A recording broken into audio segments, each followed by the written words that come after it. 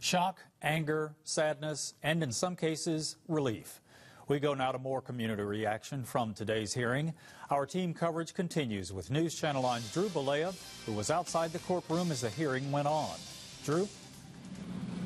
Yes, good evening, Calvin. We were at the courthouse. We're now outside of the U.S. Money Shop, which is where that fateful day on April 2011 took place, where the shots and chaos occurred.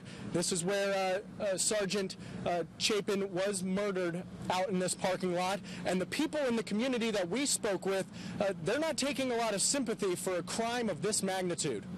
What is your plea? Guilty or not guilty? Guilty.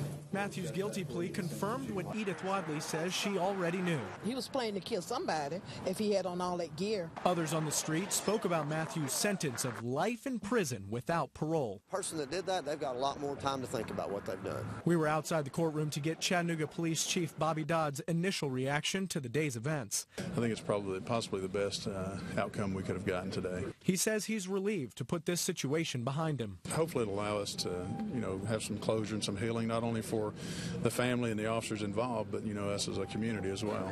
A community still upset that the life of Sergeant Chapin had been taken. Whether it was a grown man, it's still your child, because I love my children. You can't replace a person like that. You can't replace a dad or a husband. There will be no appeals, and Matthews will remain in prison until the day he dies. It's just been a rough 2 years, and, we're getting the closure. And we are still waiting to get some comments from the family, of course. We were told that they'd have a statement for us at some point, either today or in the very near future, just to see why they decided to strike this deal with Jesse Mathews. Live at U.S. Money Shop, Drew Bollea, News Channel 9. Okay, thanks, Drew. We do want to point out that the Chapin family does approve of the punishment handed out for Jesse Mathews, life in prison without parole.